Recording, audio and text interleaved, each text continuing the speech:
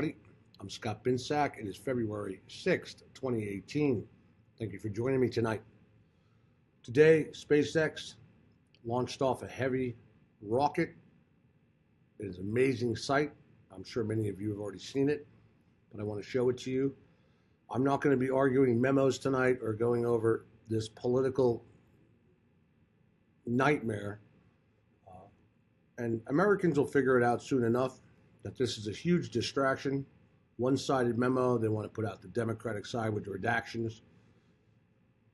Complete circus, just a complete circus. Either way, both sides are going to get theirs. I can assure you, and I've just been informed that there's some serious leaks coming. Serious leaks because people have had enough, so they're going to start leaking serious shit, okay? And with leaking serious stuff, you're not going to be able to stop when Washington Post or New York Times starts leaking documents given to them and leaking more information behind Trump, Mueller, and things of that nature. Both sides are dirty. They need to go down. We here at MFA, not the left, not the right, we're the truth in the middle. It is dividing our country, and I do have something to say that our president now has personally went to the Pentagon and ordered that of a military parade with missiles and rocket launchers and tanks running up Pennsylvania Avenue. Dictatorships do this. Kim Jong-un is doing one right before the Olympics. Saddam Hussein used to do the same. Russia does the same. Okay. We don't need to show off what we have. It's something we have not done in this country. We don't hold these military parades. This is a show of force. It's ridiculous, and your tax-paying dollars are going to pay millions and millions of dollars. And he probably got this from what I'm being told, because Kim Jong-un is having these great, big, massive parades and military parades. Donald Trump decided he wants to have the United States to have one. Okay. So your millions of dollars will tear up Pennsylvania Avenue when they have to replace it for tanks and missile launchers to show off to the world what? That we already are the superpower. Well, China, Russia really are. But we're the superpower. What do we need to show off our weapons for? Dictators do that. You see where this country's going? Saddam Hussein used to do that. Kim Jong-un does that. Russians do that. Russia does that. We don't do that here in America. We don't need to show off our weapons to the world. Our people know we are the superpower, that our military is unsurpassable.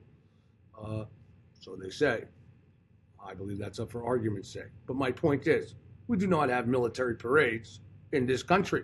And he spent hours at the Pentagon going over this. Okay?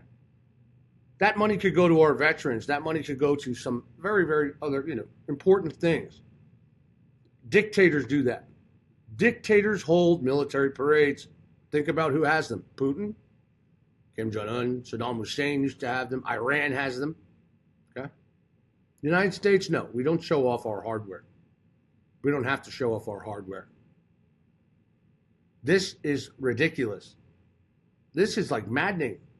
The United States keeps going down a rabbit hole deeper and deeper. And people just don't get it. Sadly, you'll get it. Okay? We do not have to show off our military hardware. And with the great big ego and narcissist that Donald Trump is, Hitler had them too. Let's remind everybody. Germany had these military parades. This is like, we are going backwards. We're not going forwards, we're going backwards. And not even backwards. We never even had. This is not that type of country. We are not a dictatorship. All that money for a military parade could go to the great veterans Donald Trump claims he loves. We'll give them that money. Okay? Give it to all the homeless veterans that are hanging out all over the place because they have no place to go because they're homeless and not by fault of their own. That's my opening about Donald Trump's military parade. Epic fail, Mr. President. And on top of that, take your ass up there and testify like a real man. What's the matter? You afraid you're going to get caught lying? What do you think, you're going to be different than any other president? You're going to get subpoenaed to the grand jury, and you're going to claim the fifth and look like an idiot. And if you don't go, it'll end up in the Supreme Court. And if you think they're going to rule in your favor, think again. No man is above the law in this country. And if you want to set the precedent that you're above the law, then that means all of us are above the law. And then the Justice Department and the FBI, when they want to come after us, if they did come after American citizens, they have to meet a new threshold to testify, right? Good precedent, Mr. President. Good job. You're not above the law. And I can assure you, in the end, you will not be above the law. Neither will Hillary Clinton or any of the above.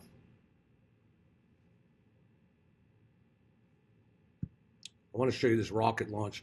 I'm sure many have seen it, but it's just phenomenal. And then I'll get into the world news. Actually, before I even show this as well, I want to give an update. I want to give an update to everybody.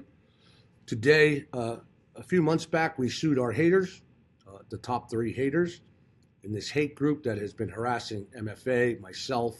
They stole our logo, did everything. We won the first part of the case today with an emergency TRO, which is very hard to get, which is a restraining order. And in 2 weeks, we'll win the entire case with that. And one of the defendants has tried to duck service and bragged about it today on her wall. And now that went to the judge today as well. And no longer will she be able to duck service. End of story. So those of Lisa Key, Dana Hens Falls, and Diana Rapavi et al. And just for all anybody haters and anyone else who wants to harass MFA or anything, we will sue you, and then we will come after you criminally like we're doing after this TRO, now that this TRO has been granted. Okay? Don't use my logo. Don't use anything of MFA. MFA is doing very well. We have an incredible organization here. Great officers, great board members, great members, and we are growing strong.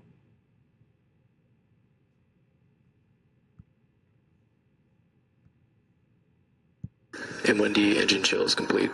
ASTS is ready for launch. Ground gas closeouts are complete. Falcon Heavy is in startup.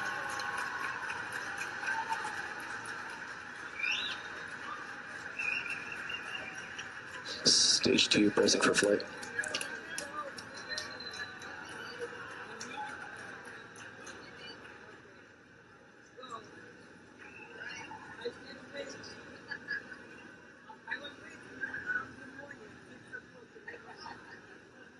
T-minus 30 seconds. Launch director on countdown 1. Space X Falcon Heavy, go for launch.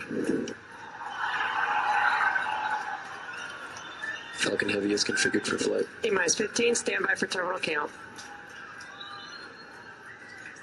10, 9, 8. Side booster ignition. 6, 5, 4, 3, 2, 1. Ignition.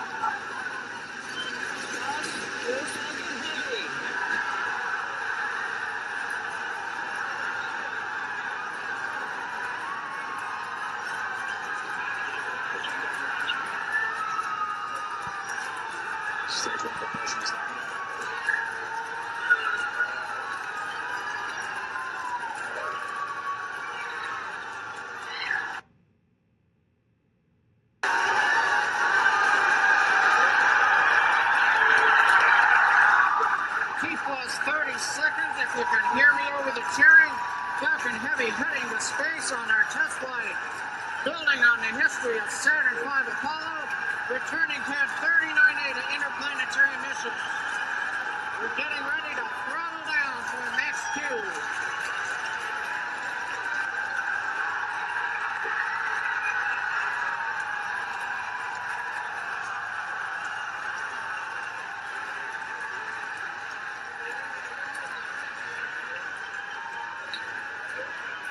Supersonic. You've heard the call out. Vehicle is supersonic.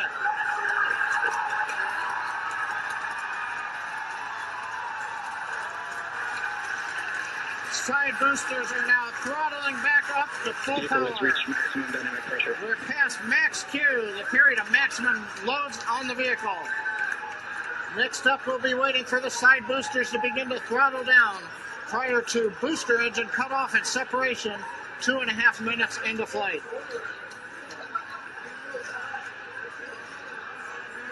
GNC trajectory looks good on the Falcon Heavy.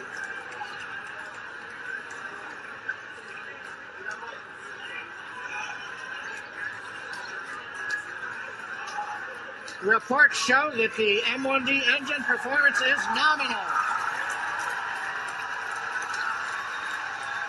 Contact engine has begun. Side boosters have begun to throttle down in preparation for the upcoming shutdown in 20 seconds.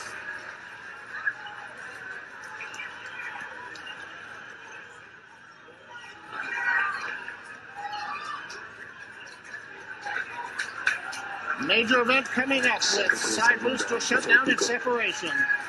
Inside shutdown. Side boosters. Vehicle. Center. Which is halfway there. We're south enough. That's where it keeps going. That's some serious stuff right here. Booster baseball excited. Musk put his car in space, by the way. It's orbiting the sun right now. Successful separation. We're coming up on Miko in shutdown. Stay set.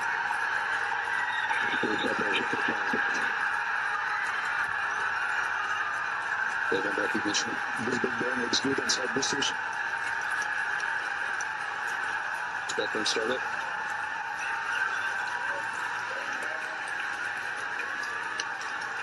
Coming up on fairing separation. Second core side engines. Bravo. Musk shot his car into space as well as part of this in the top of the rocket.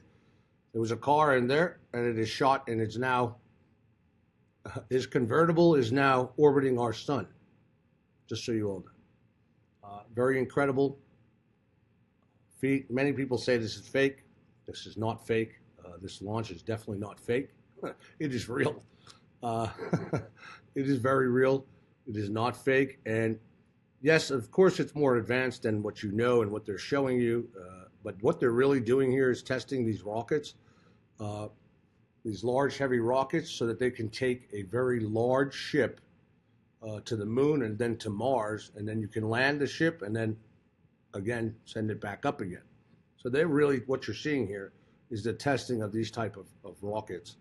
And then once in space, it would use the ship would use that of our new warp drive technology that NASA has released that works now. We have warp drive technology, and NASA claims we can go from here to the moon in 4 hours and Mars in several hours thereafter with the new warp drive, just so you know. However they pull that out in the near future, I don't know. But we are on the cusp of great things for space, and they're in a rush they're in a rush, okay? And just like some of the best minds on this planet say, Earth has about 100 years left. Is that true or not? I do not know, but the signs are everywhere that something major is happening to the Earth. A great magnetic pole shift and possible full pole shift happening. I want to get into the world news now. There's so much going on weather-wise on the planet. It's happening all over and getting worse and worse and worse.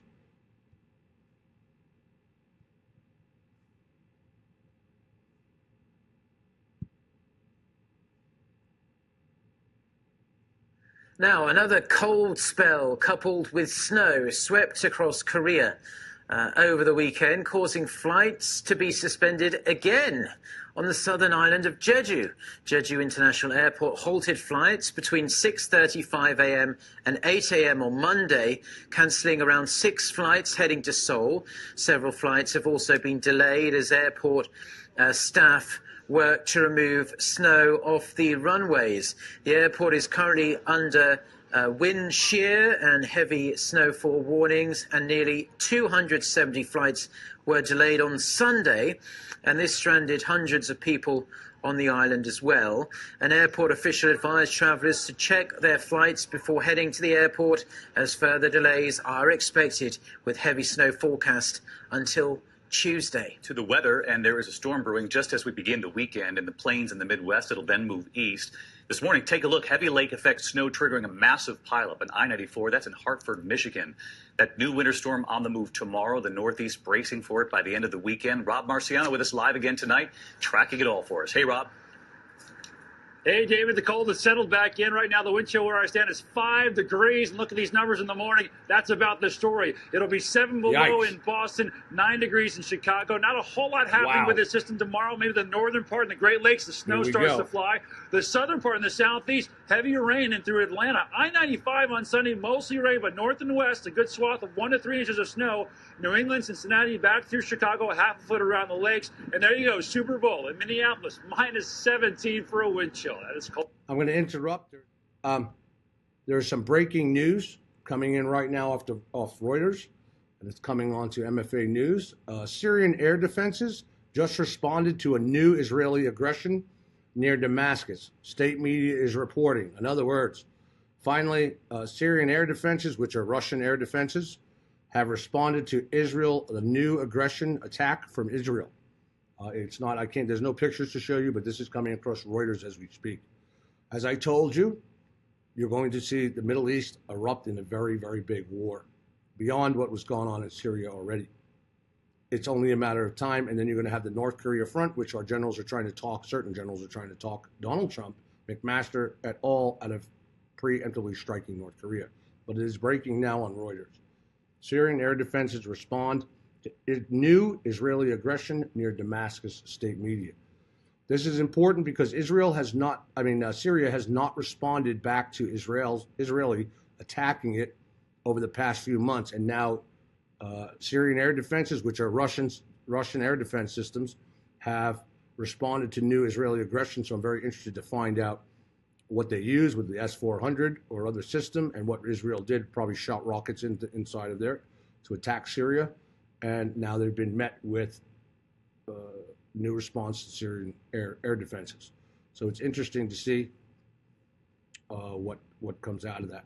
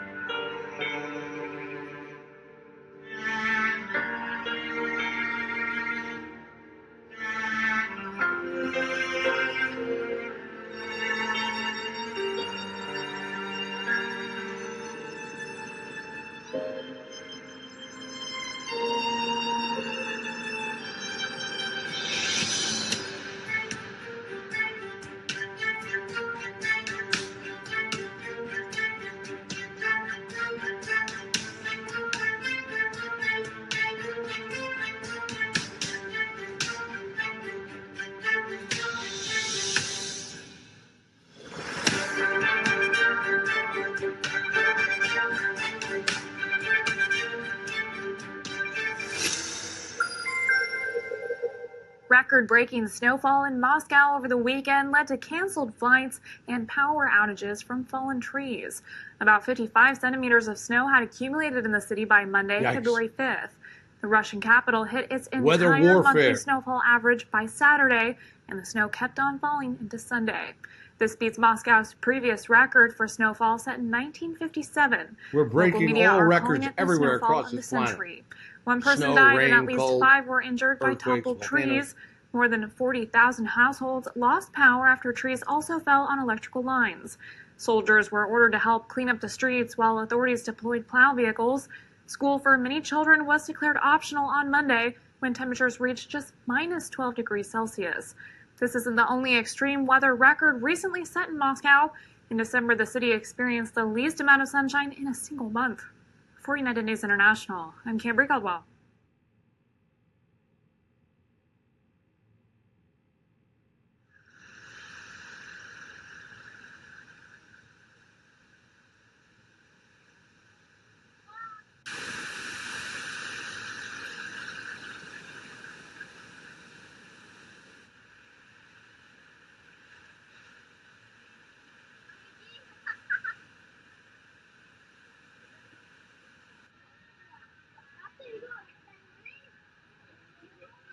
Square TVs. Wow.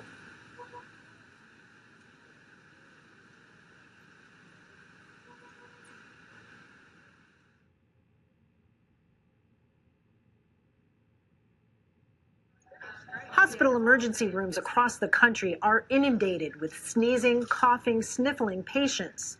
In Atlanta, Georgia, Grady Memorial Hospital opened a temporary mobile emergency room. Here we go. Enclosed in plastic tents to handle a 25% increase in visits in the month of January. The flu this year has been dangerous. Our volume in the emergency department has reached such a critical number, and not only us, but our inpatient colleagues. We really need to bring in an additional resource. The very old and the very young are the group that tend to be in the most danger from catching the flu.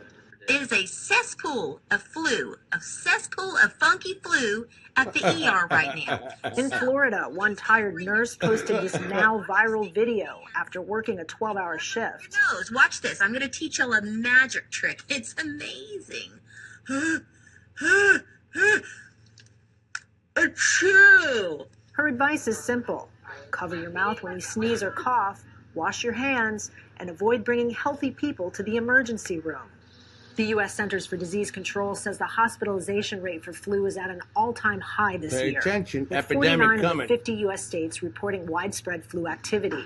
Still, the scale of this outbreak is dwarfed by one which occurred 100 years ago this month, one of the deadliest in history. 100 years ago. In 1918, Spanish influenza spread around the globe in the aftermath of World War I. Over a period of 2 years, it killed tens of millions of people globally, including 675,000 in the United States alone. This flu strain may not be as deadly, but the National Institute of Health is still advising Americans to get a vaccine. Of course. Even though a Canadian study found it was less than 20% effective. We should point out even work, that this even vaccine though on this the flu. vaccine is less than optimal in its efficacy, that the small to moderate amount of protection you get against influenza by getting vaccinated is always better than no protection at all by not getting vaccinated. That's very clear. With as many as 10 more weeks left to this flu season, U.S. healthcare workers are looking for all the help they can get. Kristen Salumi, Al Jazeera.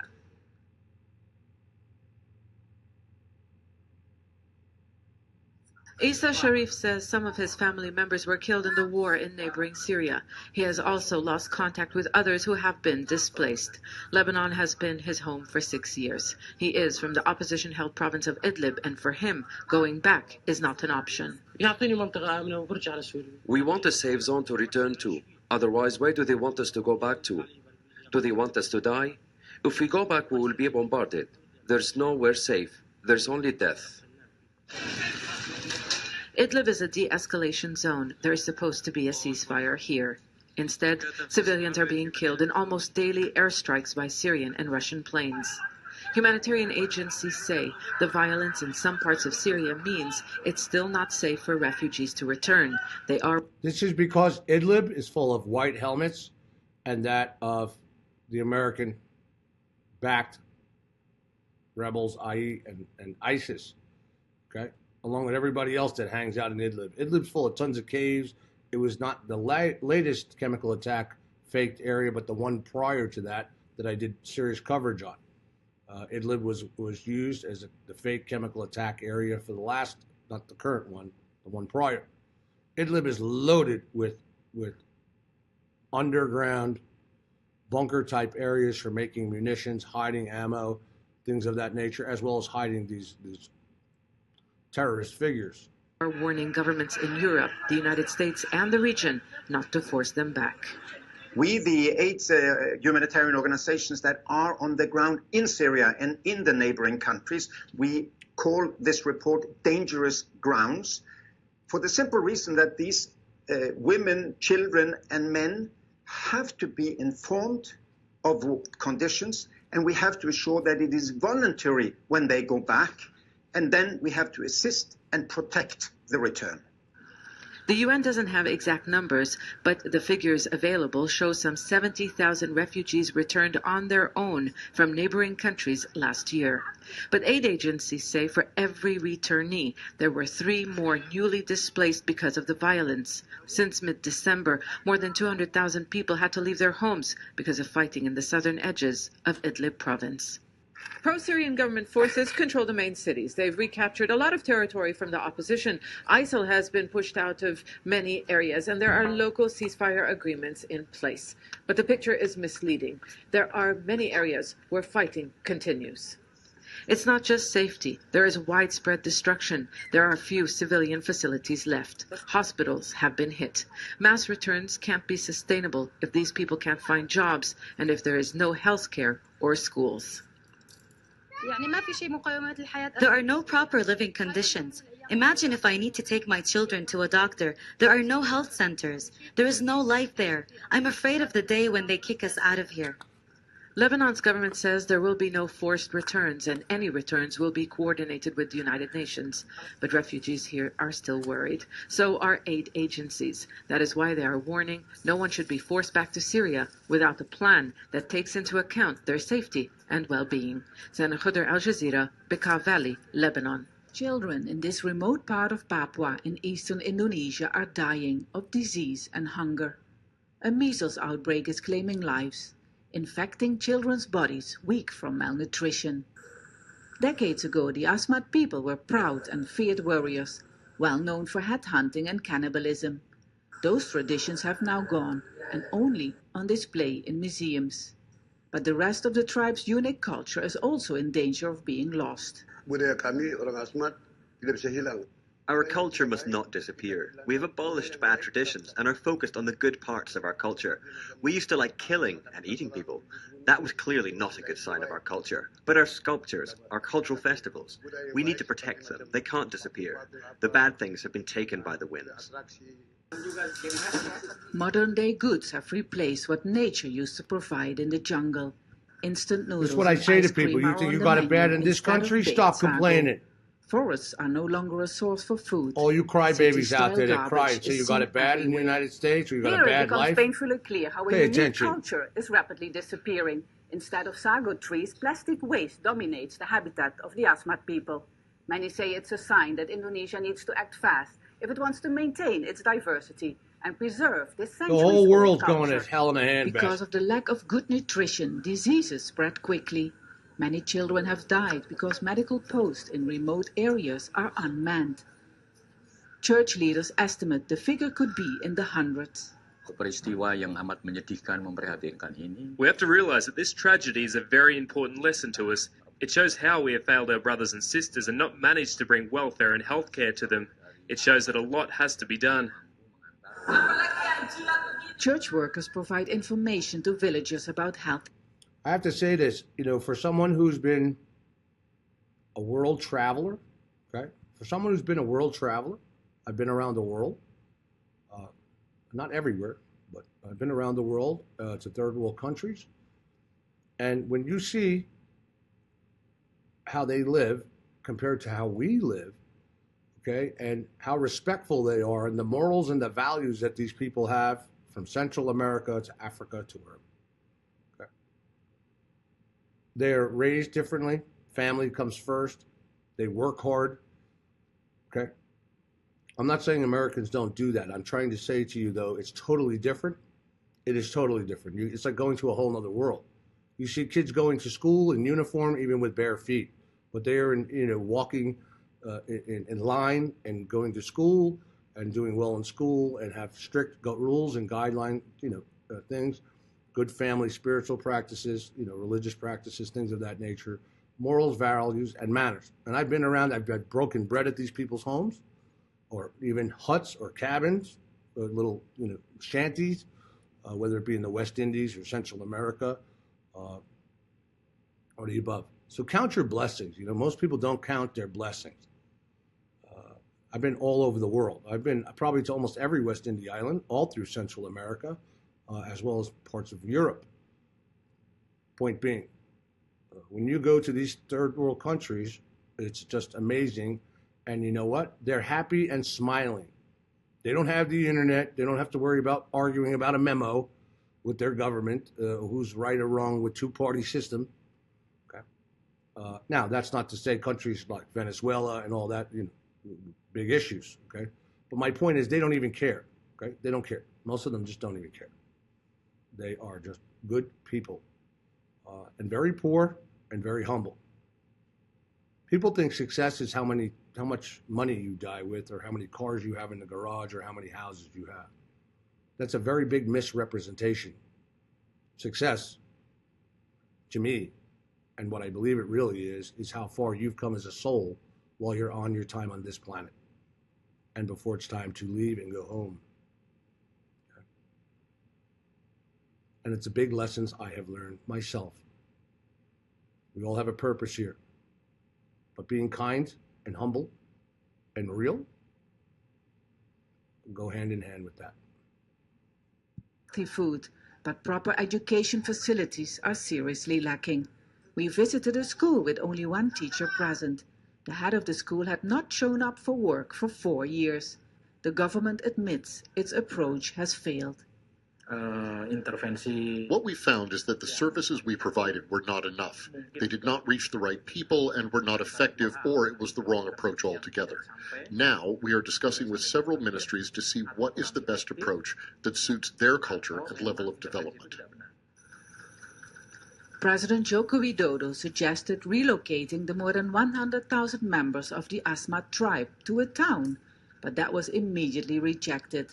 The government now says it aims to preserve the Asmat culture and provide the medical care and assistance needed for the Asmat people to survive on the land they have always known.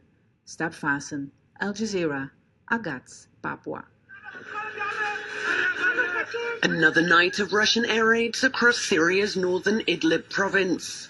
On Sunday, rescue workers in the town of Kafr Nubal rushed to put out fires and dig through rubble in the search for survivors. In the provincial capital, Idlib city, one witness said a 5-story building was leveled and at least 15 people were feared dead. Several other deaths and dozens of injuries have been reported across the province. In the city of Marat al-Numan, civil defense workers rushed babies and other patients out of a damaged hospital. In December, the Syrian army, backed by Iranian militia and Russian air power, launched a major offensive to retake Idlib. It's Syria's last and most densely populated province, still mainly under opposition control. Russian jets have intensified their strikes on Idlib after Syrian militia shot down a Russian warplane on Saturday and killed its pilot. Russia says it is targeting Islamist militants. Pay attention. The jet, I shared the story on MFA News and in the wall. A Russian jet was shot down, okay, by the American-backed rebels using American shoulder-harnessed, highly advanced missiles. Russia knows this. Russia knows what type of weapon shot down its plane. It was an American-made weapon. Months ago, I shared with you a story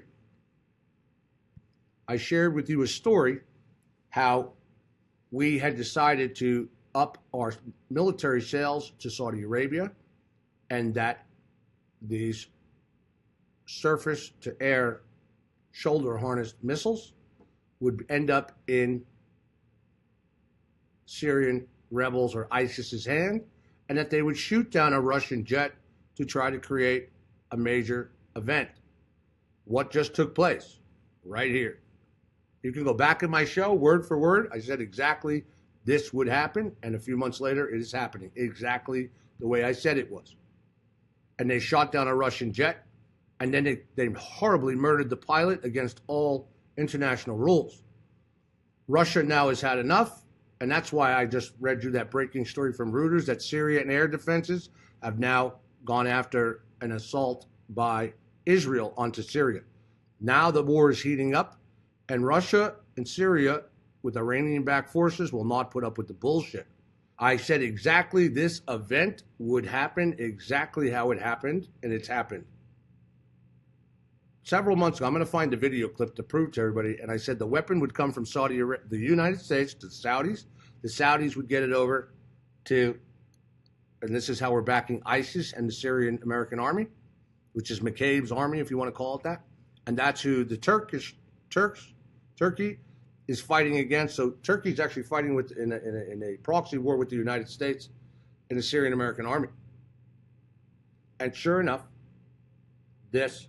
Rightfully so. This is how proxy wars work. People say, we're not at war with anyone. Bullshit. We're in a proxy war with Iran, with Yemen, and actually in Syria as well now. We're in a proxy war with Russia in Syria. Okay. We're in a direct war with Assad. Okay. Israel's going after Syria and Iran. And they're using Israeli or American-backed weapons to these groups that are in there. And we're supposedly going after the bad guys in the world, the Iran, the North Korean dictators, blah, blah, blah. But now we have our own president putting out a big military parade showing off our weapons just like those dictators do. We are the ones feeding Saudi Arabia with the biggest weapons deals. As fast as Donald Trump could take office, he flew over there and signed that agreement to be immediate. Saudi Arabia is blocking Yemen to create the biggest humanitarian crisis this country, the world, has ever seen in Yemen as we speak, because the Saudis are blockading, and the United States is not having the Saudis unblockade. The Saudis did major airstrikes against Yemen and further. We are the instigators. We are the weapons backers. We want this chaos. So does Israel, and Saudi Arabia wants complete control. Civilians.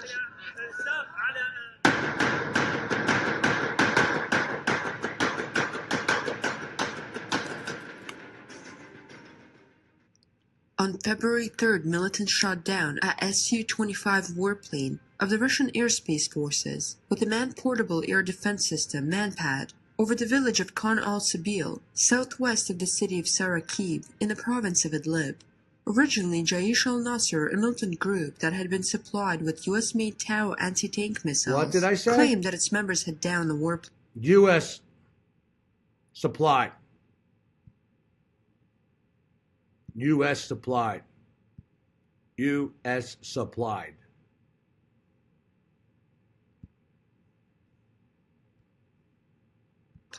Later, the media wing of Hayat Tahrir al-Sham, formerly Jabhat al-Nusra, the Syrian branch of al-Qaeda, released a video of the MANPAD launch. This confirmed that Hayat Tahrir al-Sham HTS members were involved in the attack.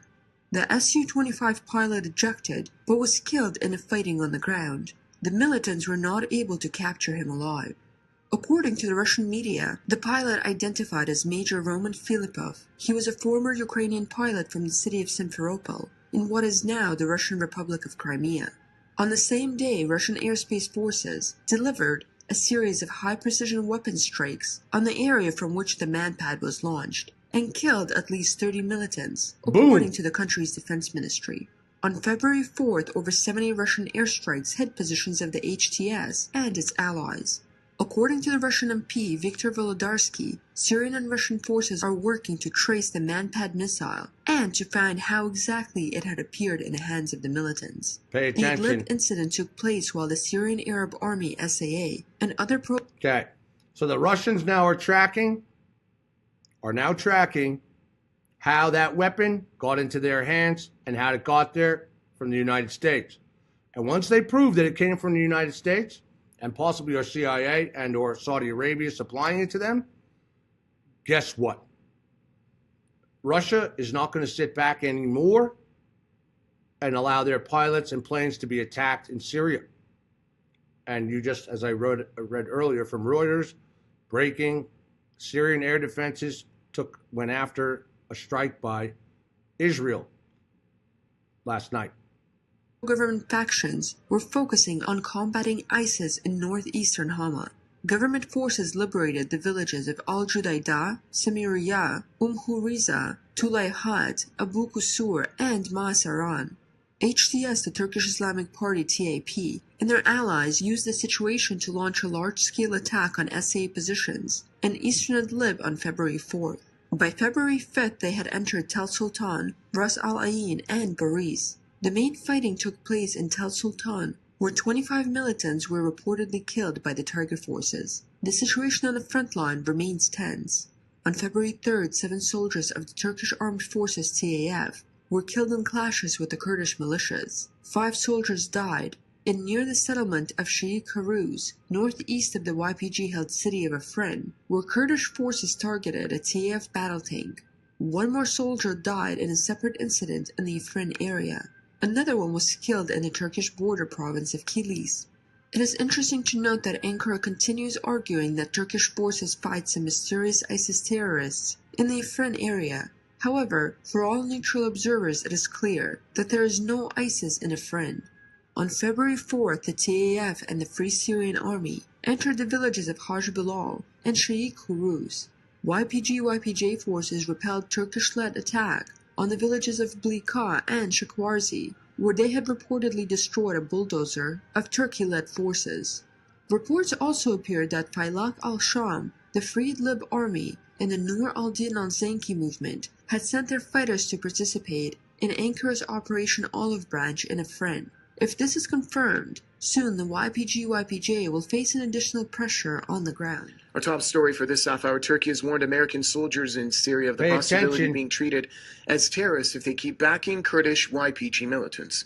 Talking to media, Deputy Prime Minister Bekir Bozdağ threatened to expand Ankara's operation to the town of Manbij and even east of the Euphrates River if the YPG did not withdraw. He went on to say that U.S. soldiers risk being caught up in clashes and the Turkish forces would not make a distinction if Americans appear in YPG uniforms. Bozdağ was referring to past images of U.S. troops in northern Syria with YPG insignia.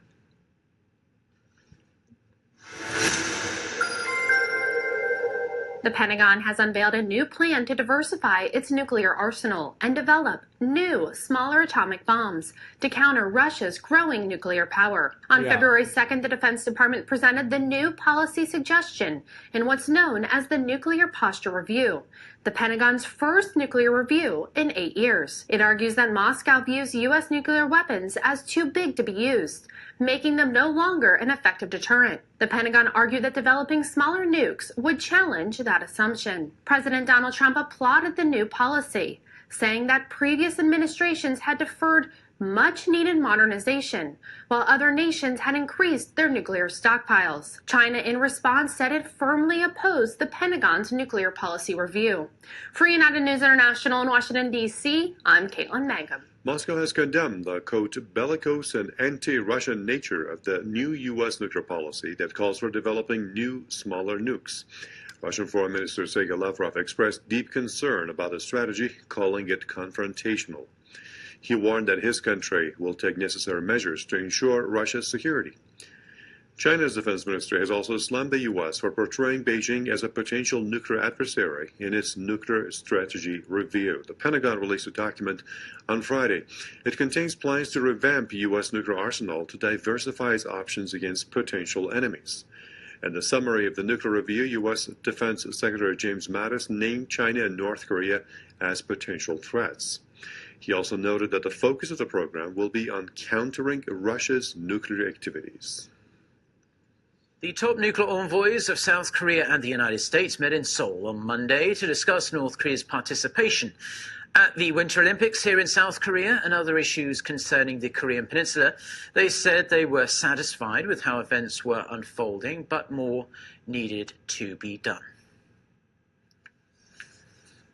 Our joint effort to make the Pyeongchang Olympics an Olympic of peace are making good progress. With all this, I look forward to having in-depth discussions as to how to move from here beyond the Pyeongchang. On Friday, I met with the Unification Ministry officials.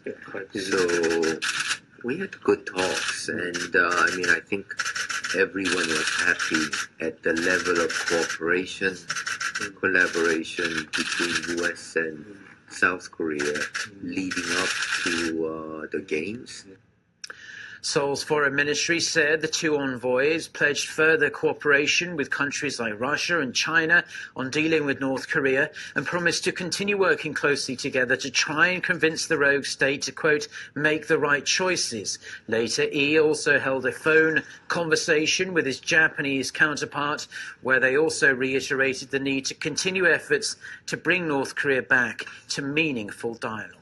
The United States, with its 2018 Nuclear Posture Review, has announced it is continuing to transform its nuclear weapons strategy in the face of increasing challenges. This NPR responds to today's security needs with a tailored nuclear deterrence strategy and flexible capabilities for effective deterrence. South Korea succeeded this week in bringing North Korean athletes to the upcoming Winter Olympics and reducing tensions. The U.S., however, has repeatedly threatened Pyongyang with preemptive war over its nuclear and missile programs. It's a very tricky situation. We're going to find out how it goes, but we think the Olympics will go very nicely, and after that, who knows? The U.S. recently sent more nuclear-capable aircraft to Guam. Pay attention. After the Olympics, we are going to set, as he just said, we'll see how it goes. He wants to preemptively strike North Korea.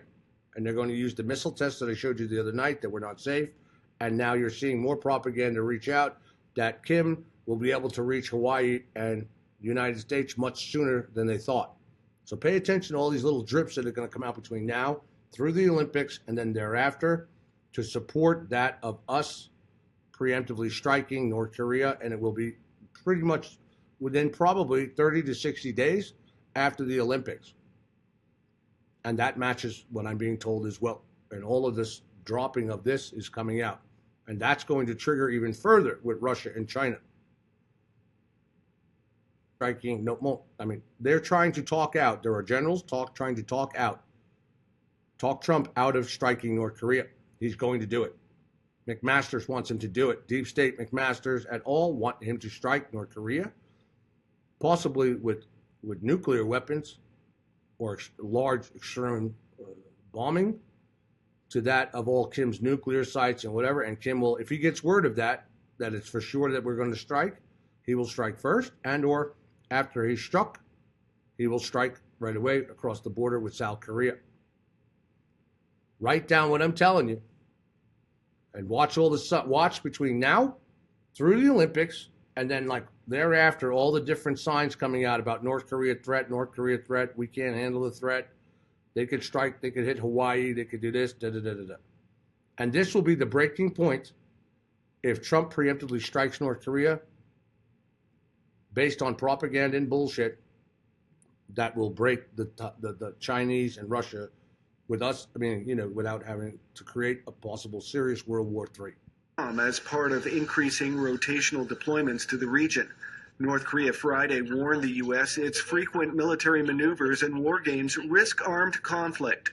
If the hard-won atmosphere of improving inter-Korean relations and easing tensions is undermined due to the U.S. aggravating the situation by bringing nuclear war equipment in and around the Korean peninsula, the U.S. would never escape from that responsibility. Large-scale U.S.-South Korea military drills were put off until April.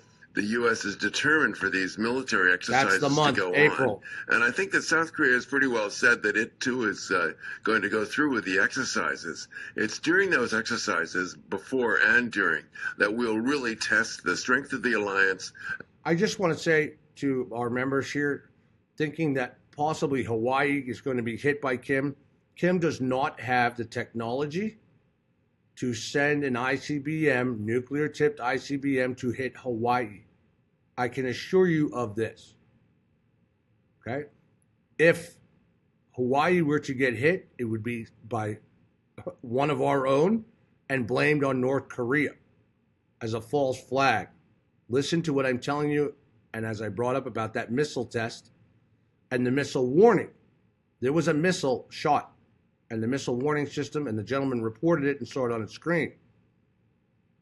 Okay, there's much more to that missile story where the operator got fired and all the above and blamed for all this. He actually saw a missile on the screen and sent out. That's why there was a 38-minute lag in that. It was a false flag averted. I'm telling you. I believe our missile defense system took down the missile. I believe it was shot from a submarine. Okay, as some sources have said. And we were going to make it act as if it was North Korea struck Hawaii. And something stopped it. Something stopped it. We interfere with it just like we did with Obama's false flag as nukes were being moved from our arsenal out to make it look like Iran struck us or North Korea struck us at that time. and generals got fired over it in the White House. False flags are real, people. Okay? And countries, we do it all the time to start war. And that means, if that means blowing up Hawaii, they will do it. Just like tearing down the World Trade Center. They will do it. And people can go, you're a tinfoil hat. No, pay attention. Do your homework. Do your investigation work. The Gulf of Tonkin, we could go down the line. Even Hitler started World War II with Poland on a false flag. Shooting down a Russian jet with an American-made missile, who do you think's behind that and blaming it on Syria? Okay? Our CIA. Come on. And also the North Korean reaction, and also the American reaction at that time. North Korea argues the annual U.S.-South Korea drills are a rehearsal for invasion.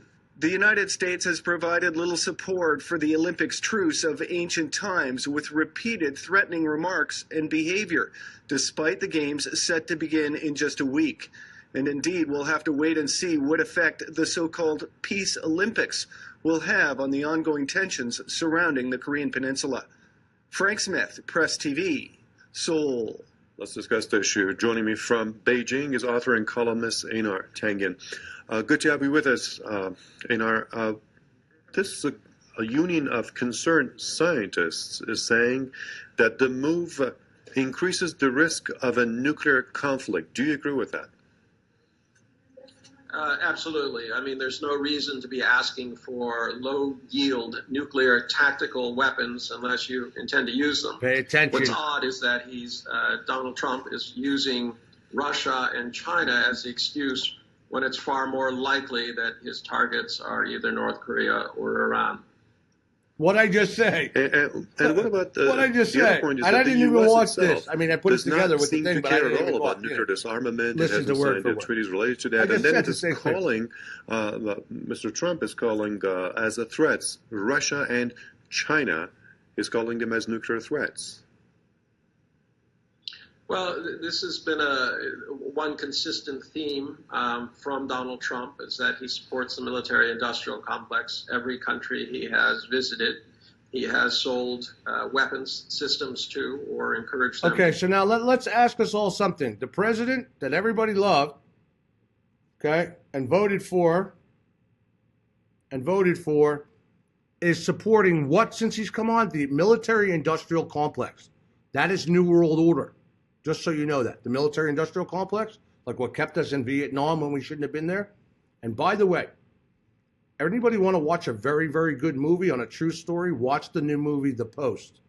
Excellent, excellent movie called The Post. It's out. I'm sure you know. I just got to see it last night in the room here because they show you free. So I watched The Post because I had a rough, long day yesterday. And I watched The Post, and it was a great movie, and it's something you should watch, and it gives me the how do I want to say, the energy to make MFA News what I want it to be, and that is to bust out the truth and have some top reporter, investigative journalists working for us, and we will get them. And we are raising capital as we speak, and we are looking at, lots of good things are happening. One of our new TV cameras just showed up today, a 4X Panasonic. It's a professional camera used by news and media. So we're going to start to bring you lots of stuff, and get ready. You'll see the commercial for investigation of the show, the Las Vegas show, part 2. I will be also shooting live from down there as well. And this coming from a guy, Donald Trump, let's just worry about America. He's cut some of the biggest military contracts ever cut. Pay attention. I'm just telling you the truth. I'm not picking sides. I would say the same thing if it was Hillary Clinton as president. I don't give a shit. I'm just telling you the truth that came out of the man's mouth and what he's done since he's become president. He supports the military-industrial complex, and majorly. And for us to say, we already have low-grade nukes. Don't kid yourself. Okay, we already have low-grade nukes. Now it's this great big thing. Let's put the study out and let's develop them. We've already developed low-grade nukes a long time ago. We've been in the nuclear arms business for a very long time. So what that's telling, us and many is that here, as this gentleman is just saying, expert from Beijing, Trump is out for himself. I mean, Trump is out of control. And now we're having military dictatorship parades in this country. No disrespect. We do not need to show off our hardware like dictators do, and that's bugging me. To waste that money could go to veterans, that could go to many, many places, especially homeless veterans and things like that. And you know what? I'm not a liberal. I'm a guy with a heart and cares and has, this is the way it should be. America needs to take care of America. And the left and the right created to divide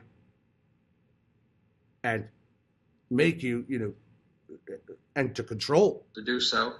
He seems to believe that this is some way of restarting the American economy and getting some, quote, payback for America investments in security abroad.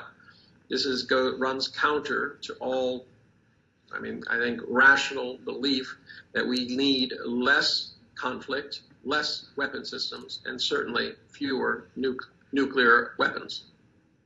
All right, I appreciate your comments and insight. Author and columnist Einar Tangen joining me from Beijing. Let's begin tonight by recognizing that the state of our union is strong because our people are strong. The theme of the State of the Union was building a safe, proud, and strong America. With the president touching on major issues he hopes will appeal to both parties, while touting his first-year accomplishments, like cutting back on government regulations and taxes. And just as I promised the American people from this podium 11 months ago, we enacted the biggest tax cuts and reforms in American history. And addressing things both sides care about, like immigration reform and rebuilding America's infrastructure in its roads and bridges. I'm calling on Congress to produce a bill that generates at least... I want you all to know something and pay attention here. This infrastructure bill, you will see, and I'm going to tell you this now because I know it for a fact, you're going to see Saudi Arabia-based owned construction companies and other companies tied with Trump at all get the contracts to do the infrastructure work, especially the Saudi-owned companies in the United States to do this work. Listen to what I'm telling you. Okay?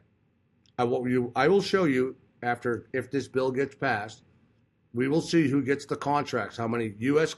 companies and how many foreign meaning U.S. companies owned by foreigners, say like the Saudis, Israelis, etc., who get these contracts.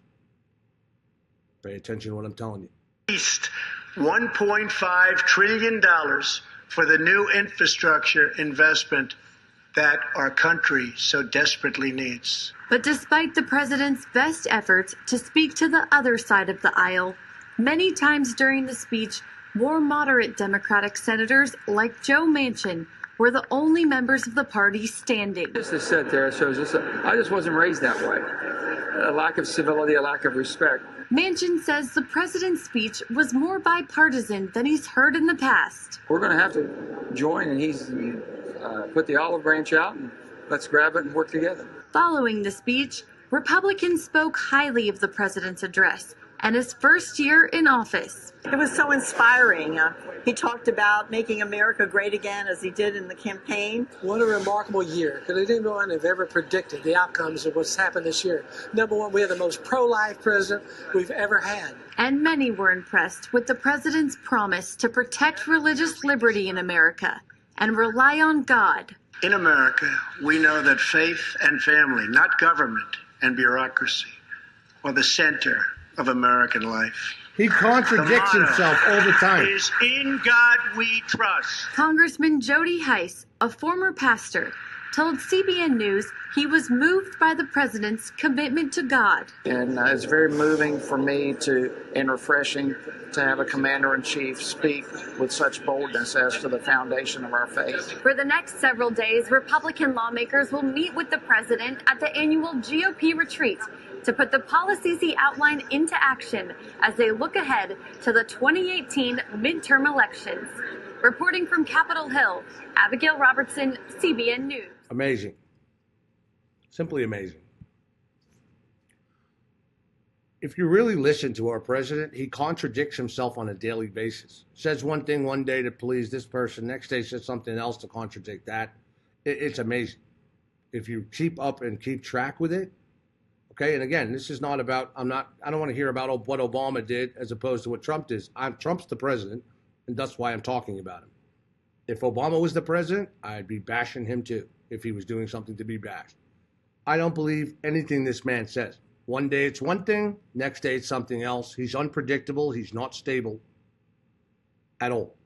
And the Republicans kissing his ass, why do you think there's so many people in Congress and Senate retiring and are being out? Not just because of sexual allegations. Trey Gowdy's not even running again. Just like Trey Gowdy said about the memo yesterday live to the world. Yesterday, Trey Gowdy said to the world that that memo has nothing to do with the Mueller investigation at all. That's one of the far right's own telling you that memo has nothing to do with the Mueller investigation. Okay? And people talk about Carter Page like he's some great citizen, the Republicans. Since 2013, way before Donald Trump was even a sperm thought for the presidency in 2016, the man was under, and they showed proof of that, was under surveillance for dealing with the Russians and being a Russian agent. Then we go into this stupid Christopher Steele dossier, which really has nothing to do with any of this, okay, with the exception that Hillary Clinton paid for it. She should be, the Democrats exposed for that like they are. Point being, that dossier is only one little piece. It has nothing to do with why the Russian investigation was started. Pay attention. Even Trey Gowdy has said that. So all of you believing this shit, you're sheep. You're a total sheep. You're following and that's what I've noticed about people with that these far right. They love this drama. They love this shit. They love this alleged QAnon and that this big storm is coming. Where's the storm? Somebody please show me this great big storm on a fizzled out memo. Where's all the Democrats supposed to be locked up in Uma Abedin and the Podestas and all this stuff that was predicted months ago? Where are they? I ask you, where are they months later? Mueller's not going to show his cards until he has to, and we're going down the same road or worse than Nixon and Clinton because the president will not testify. So when he's subpoenaed and he refuses to subpoena, it's going to go up to the Supreme Court. Supreme Court will rule against him that he has to testify. No man is above the law, and they will not change that in the U.S. Supreme Court. That would make the United States a dictatorship and make Donald Trump above the law. That will never change in this country. Pay attention. And if the Supreme Court were to change that, the United States is over. It's finished. We would be never turning back from that. Then you might as well be the same thing as Saddam Hussein, Gaddafi, Putin, anyone else you want to put up there that runs a dictatorship. No man in the United States is above the law. And for people, Americans in this country, to push that he should be above the law, you really have no idea what you're talking about and what our democracy in this republic is about. No man is above the law. And if it's such a hoax, right? If it's such a hoax, let him answer the questions. If I was the president and I didn't have nothing on, I swear to you, I would tell them, to my lawyers, pack your shit, put me in front of a camera, Mueller question me in public, I don't care. With cameras there, I'll answer any question.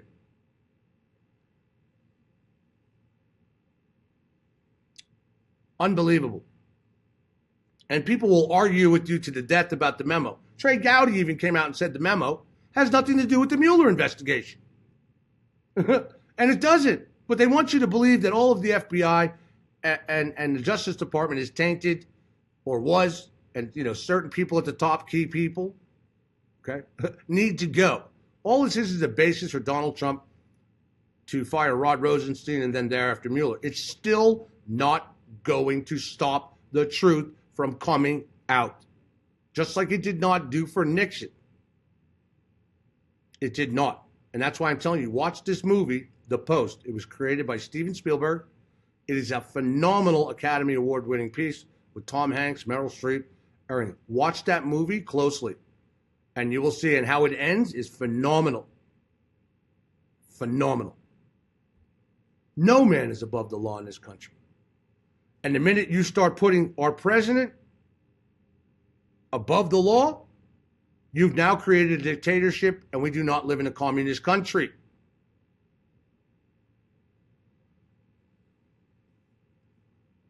People should be ashamed of themselves to even think that the president shouldn't have to testify, and that the president is above the law. For real? Next time, I'm telling you, for all you out there, you know, and you know who you are, or it could be anybody, the next time if the police come to your door, the FBI comes to your door, hey, by the way, I want to talk to you. No, you haven't met the threshold to talk to me. I don't have to testify for you. I don't have to talk to you. I don't have to do anything with you. See what happens to you. You will be locked up and dragged right in. You're kidding, right? Yes, Liz, it's a film about true facts. I wouldn't tell you to watch it if it wasn't true. Now, would I? It's based on a true story. And the facts are very correct in the movie. It's called The Post, based on the Washington Post. Okay? And a very secret document about the Vietnam War and how all the presidents lied about it. And what came in, and that the Washington Post, the New York Times published part of the story. And the president, Nixon, tried to stop the publication of the secret documents and ordered the Washington Post and went to court, U.S. versus the New York Times. Look up the case. Okay? Randy, I'll answer that quickly to that. Just so you know, look up the case, United States versus New York Times. Nixon tried to stop the New York Times, just like Donald Trump is trying to stop New York Times, Washington Post, CNN, and calls them fake news. Nixon tried. This is before Watergate, to stop the New York Times from revealing these documents, proving horrible things that we did to leave our men and women over in, men especially, in Afghanistan, in Vietnam, and let them die and suffer. Okay? Let them die and suffer over there for no reason whatsoever. True story, true movie, great watch. Okay? If I tell you to watch something, if I recommend something to you, it's true. And it's vetted. It's a very, very good movie, and based on a very good true story. And it ends, and you'll see what Nixon did. Nixon's behaviors are identical, or Trump's is even worse than Nixon. Okay? Nixon ran the White House like a mafia, and he was mafia, just so you all know. Nixon, Johnson, mafia. Fact. Italian mob. Fact. Nixon was present at Kennedy's assassination, standing right there on the side by the building on the side by the grassy knoll. True story. Okay? Just so everybody knows, this great thing that they're talking about, this test, that if the Trump testifies, that it's a that it's a trap. Okay, people don't even understand what that means. Okay, that it's this trap. Here's the deal. Mueller has all the evidence and all the information and has done all the questioning. So Donald Trump doesn't know how to answer the question, whether he should answer it one way or the other, and that's why they want to call this a trap. It's not a trap. Okay? If he's got nothing to hide and he hasn't lied, which we know he has, then testify. Okay? So what? If Donald Trump wouldn't put himself into a alleged trap if he would tell the fucking truth. The guy lies himself. He believes his own shit. This guy's like pathological, Donald Trump. That's why I said one day, president says this. The next day, president says this. The next minute, it's something else. Okay? It's like they already have Donald Trump. They already have him. And just so you know, white-collar crimes like money laundering, Donald Trump doesn't have to answer any questions. Mueller can prove his case of money laundering by documents alone. That's how white-collar works. You don't need any testimony. All you need to prove is the money trail with the documents, and they already have all that. They have it from the banks in Cyprus. They have it from several other banking institutions as well. Okay?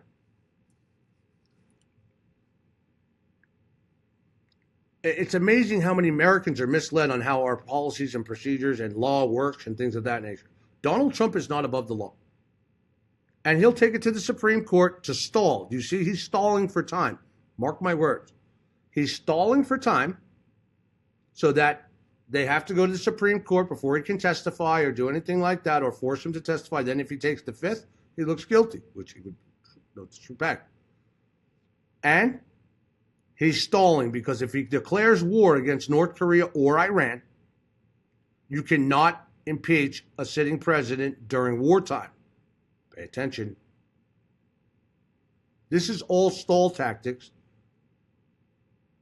And if we didn't have the U.S. Olympics right now, I bet you we'd be striking North Korea over this next month.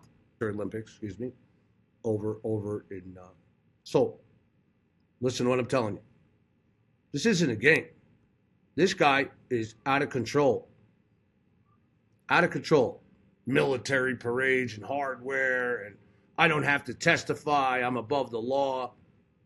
You haven't met a threshold. You tell me what prosecutor in the United States has to have a threshold to question you. So if that applies to Donald Trump, then that should apply to all Americans. Where's this? I want to know the legal threshold. There's no such thing. There's no case law on a legal threshold when it comes to questioning somebody. There's nothing, nada. A prosecutor does not need a legal threshold to question anybody. You could stop somebody on the side of the street and call them in if they believe that they're a witness to something or whatever and question them. There's no such thing as a threshold. And now they're reporting all out there, reporting that because, allegedly, they're saying because the FBI and DOJ did not tell the FISA judge. Now, there's 4 different FISA judges that put these FISA warrants out on Carter Page, okay? 4 different judges, not 1, 4. It had to be renewed. Each time it has to be renewed, you have to have more evidence that the first warrant is paying off. Pay attention to get to the next one. Okay? It does not matter. You don't have to reveal the source of where a document came from or where it is. There's no such threshold. An FBI can go in and say, our informant, so-and-so, so-and-so said X, Y, and Z. And it's not just one piece of evidence, it's multiple pieces of evidence. Multiple pieces of evidence have to go to a FISA warrant application. And this was the 4th, pay attention, 4th time it was renewed. When they first got it, Donald Trump was not even a sperm's thought for presidency. The 2nd time they got it was even closer. He still wasn't. The 3rd, and then you had the 4th during the 2016 election. This process with this FISA warrant, this particular warrant, started in 2013. So please explain to me. And Carter Page hasn't even been indicted yet or arrested. Keep that in mind. So if there was something so bad or something that he did, why isn't he arrested? It's like bullshit. It's a whole smokescreen. It's a whole smokescreen. Amazing. Amazing how people don't understand how this process works and is being misled. And when you get Hannity up there going, da, da, da, da, da, you ever wonder why Hannity protects Donald Trump so much? Because he doesn't want to look bad himself when Trump goes down. Listen to what I'm telling you. Donald Trump Jr. put out that this was sweet revenge. Sweet revenge. Okay? These guys, from Trump to his kids, their mouth is what's going to do them in. And that's why they won't have Donald Trump testify. Why do you think Donald Trump goes up there and says, I'd love to testify. I want to tell Mueller everything. But I have to see what my lawyer said. So he's feeding his base with the bullshit lie that he wants to testify and then throwing it back on his lawyers why he doesn't have to. And the far right goes, yeah, see, Trump wants to testify, but his lawyers won't allow him. It's a trap. Come on. What's wrong with people? Unbelievable. No, I don't want to testify either. None of us have to testify when it's our time. If God forbid it ever gets there. No, you don't even have to go to jury selection if you're picked for jury duty.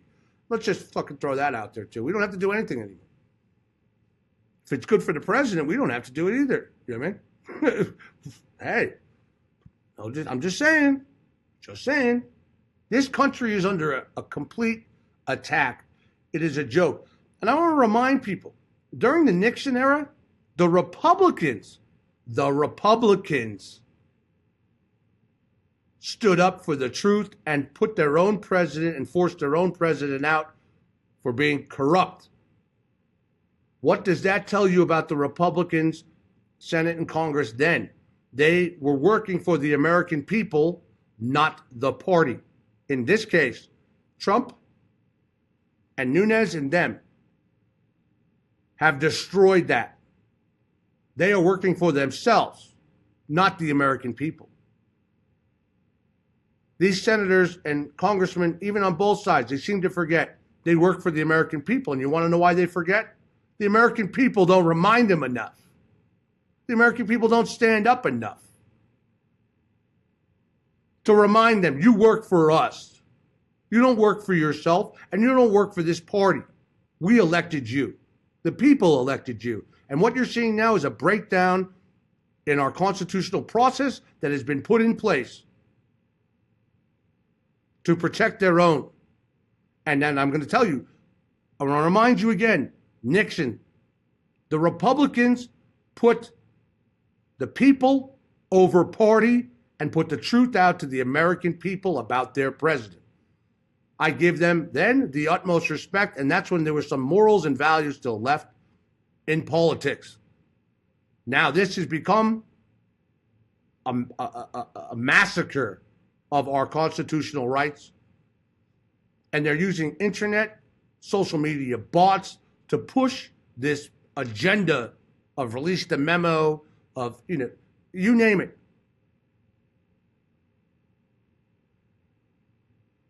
Our rights are dwindling every day. Every day. And everybody thinks this tax cut's so great. Pay attention. Only really big companies. And great, let them come back. Let them create jobs. Hope it works. Hope it works. People go, it's already working. Pay attention. There's more layoffs going on than there are more new jobs being created in this country with companies. Pay attention. That's a fact. Check the statistics. But people don't like statistics and facts. They'd rather go with the hype and the drama. Yay, it's all better. We got all these companies coming back in. We're creating more jobs. Yeah, it's all good. It's all a fucking smokescreen. It's all a smokescreen while the wealthy get wealthier at the top. And I know a few billionaires directly. And I can tell you they're saying the same thing. They're laughing this up. I'm telling you now. These people are like, Scott, you know the deal. This tax cut helps us and benefits us. And you're going to see how much it hurts the middle class, because it will help hurt the middle class. And then let's talk about a pay raise of $1.50 a week. $1.50 a week? That's an improvement, $1.50 a week. And then they go out and embarrass themselves. Even Ryan deleted his tweet about it. $1.50 a week? Woo! What are you going to do with $1.50 a week? What does that come out to? I mean, 4 weeks with a few dollars a month? And then even really not much a year at all. Oh, that helps a lot. Really? Okay. You say so. I think by the end of the month, it's not even enough to buy a pack of cigarettes. Just saying. In some states. More retail stores are closing. Walmarts are closing. Walmart laid off lots of people. I should do a show on job statistics to show you. Stock market, largest plunge in U.S. history. Wham. And it's not just, it'll. Everybody says, don't worry, it'll rough. People keep forgetting the big picture here. China's getting stronger. Russia's stronger. China has the strongest world bank with the most gold and gold certificated money. The petrodollar is disappearing. More countries are trading oil in the yen. Saudi Arabia is going to be forced by China to trade to trade oil in the yen as well. And wait till what that does to the America. The dollar last year dropped 10% and will continue to drop this year. Countries like China are the superpower, the financial superpower, and they will control the world within less than 5 years. Trust what I tell you. They already own America. They own our bonds. They own our real estate. They own it. They don't have to fire one missile. And now Trump's got us in a trade tariff war with them and China. Okay? American people rely on Chinese-made products, so you know.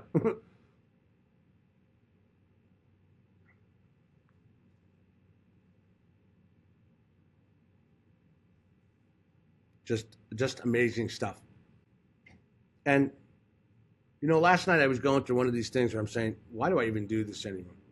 I'm telling you, I love MFA. I love, you know, creating a news network, our survival group, and it's coming, and Atlas. That I'm all for it. But sometimes I say to myself, why am I doing this? Why do I go out here and why do I put myself out here to want people to understand and see the big picture? Because it's like so many people just don't really seem to understand, and it's sad, and they are controlled, and they keep falling for this shit every day, every day. Every day.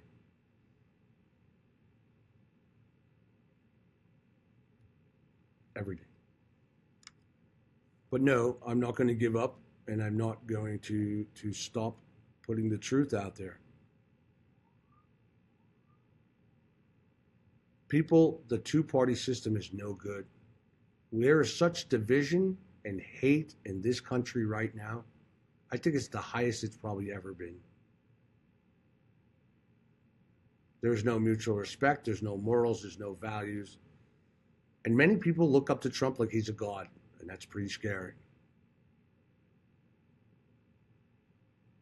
That's pretty scary. I keep telling people to stop with the left and the right, forget the parties, and start using common sense and start thinking for yourself. They are dumbing down America. They're dumbing down the world. They're dumbing down the world. And now people don't know who to trust or who to believe, and that's exactly where they want you. Okay? That's exactly where they want you. Okay. Confused, not knowing what to believe, not to trust our FBI, not to trust the CIA, that's where Trump wants you anyway. And I agree. There's dirty, corrupt people. I hate corruption. You all know if anybody's followed me, I'll go after anybody who's corrupt. Take their jobs, put them in the public, put them out there. I could care less. I'll put you out there if you're a corrupt politician, cop, judge, whatever. But there's a lot that are not corrupt as well. There's a lot. But everything that we principally stand on is being thrown out the window. And I'm talking about that of, you know, we the people and our Constitution and our rights. And when one president says he's above the law and he does not have to testify, you should be very scared. Very scared. Because no one is above the law.